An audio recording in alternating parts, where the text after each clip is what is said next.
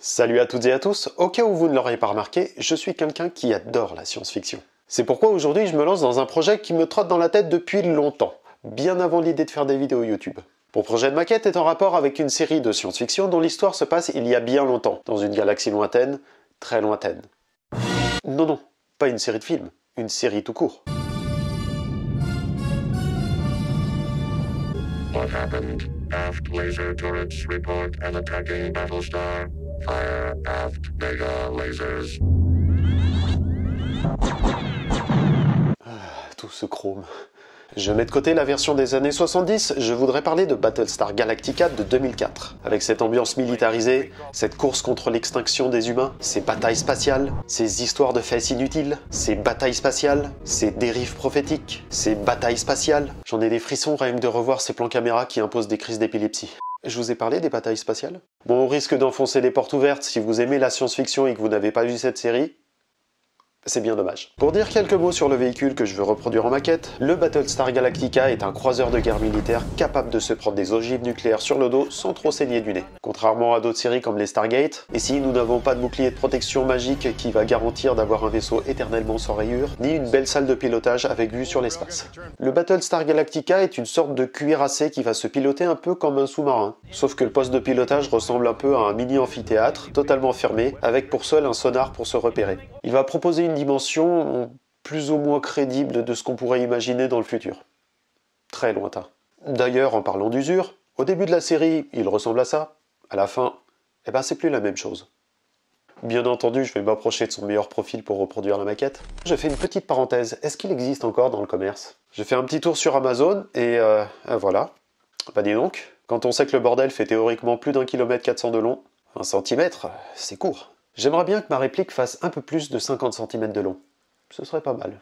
Pour ça, je vais commencer par choper des images du vaisseau avant de simplifier le visuel pour me créer une base de travail. D'une certaine manière, je vois le Galactica comme un millefeuille. C'est plus évident à comprendre si on enlève ces plaques de blindage anti-atomique. Ensuite, il faut que je coordonne la taille de la maquette avec le matériel que je peux utiliser dans la réalité. Je veux qu'il soit assez léger, mais également assez résistant. Et le poids, c'est important. Regardez cette vieille maquette d'un Daedalus, qu'on ne voit pas. Bon, cette maquette, j'ai dû la faire il y a peut-être 10 ans. Elle est toute en carton, c'est vide à l'intérieur, et pourtant elle fait plus de 3 kg. Donc le carton, on oublie. J'ai fait un peu de recherche et j'ai trouvé ce qu'il me faut dans un magasin de bricolage. C'est de l'isolation, mais c'est une mousse suffisamment rigide et maîtrisée au niveau de l'épaisseur. J'ai donc choisi une mousse de 6 mm d'épaisseur pour la trame épaisse et une mousse de 1,6 mm pour les trames fines. Normalement, le ratio impose des trames fines de 2 mm d'épaisseur, mais on va dire que la colle va compenser le manque. Et comme j'ai dit que je voulais une maquette qui dépasse les 50 cm de long, dans la théorie, on devrait être bon. Reste plus qu'à préparer le terrain avant de démarrer les découpes. Pour des raisons techniques évidentes, je n'ai pas mieux qu'une impression au format A4, en soi une feuille classique. Ce qui veut dire qu'il faut que je reporte manuellement les dimensions du dessin sur des feuilles de plus grande taille. J'ai pas non plus de feuilles gigantesques, alors je vais en scotcher quelques-unes d'entre elles. Et pour ce qui est de reporter les dimensions, je peux vous certifier que ça va être extrêmement long.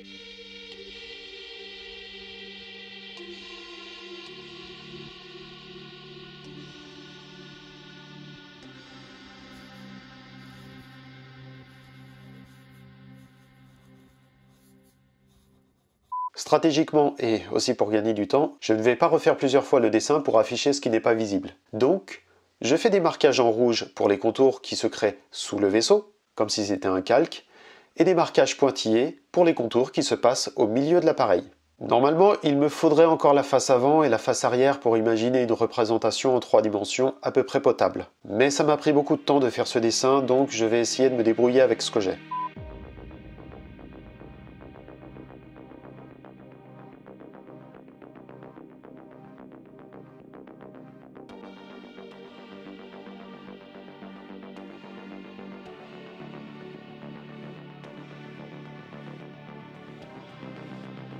Maintenant que c'est terminé, je peux enfin déballer mes jouets pour me lancer dans les découpes. Dans le lot, j'ai une mousse blanche qu'il faudra obligatoirement repeindre en gris. Et par chance, l'autre mousse possède déjà un gris avec un aspect métallique qui sera, je pense, bien adapté pour la maquette. La mousse est assez dense, pas de problème, mais elle n'aime vraiment pas être effleurée par un cutter. Donc, il va falloir que je fasse vraiment gaffe dans mes découpes, vu que ça m'arrive d'être maladroit. Et malheureusement, la mousse grise est conditionnée en rouleau, ce qui veut dire que pour la mettre à plat, c'est un calvaire, tout simplement.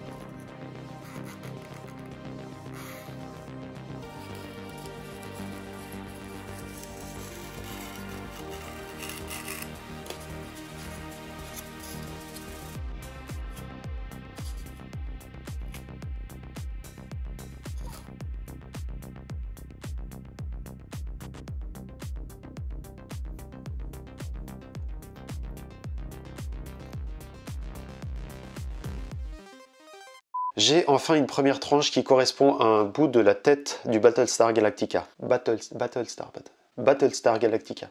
C'est dur à dire ce nom. Je pensais que ça allait être un peu plus simple, mais il faut dire que c'est une sacrée gymnastique mentale pour passer d'un dessin à plat à des tranches d'un objet en 3 dimensions. Mais plus encore, j'ai découvert un petit problème que je n'avais pas du tout anticipé. De la mousse comme ça et de la colle blanche acrylique, ça ne fonctionne pas bien ensemble. Pour être plus clair, j'ai dû mettre environ 48 heures pour que ce petit bout de vaisseau veuille bien se coller.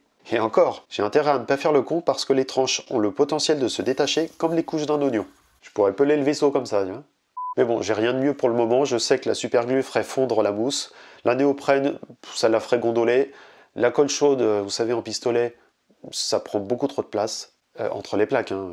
Ce qui veut dire que malheureusement, la suite sera pour le prochain épisode. J'ai du taf. Merci d'avoir regardé la vidéo jusqu'au bout, peut-être un peu court, mais le vaisseau sera long. Dites-moi ce que vous pensez de ce nouveau projet en commentaire, abonnez-vous, likez, partagez, et moi je vous dis à lundi prochain pour une autre vidéo. Salut!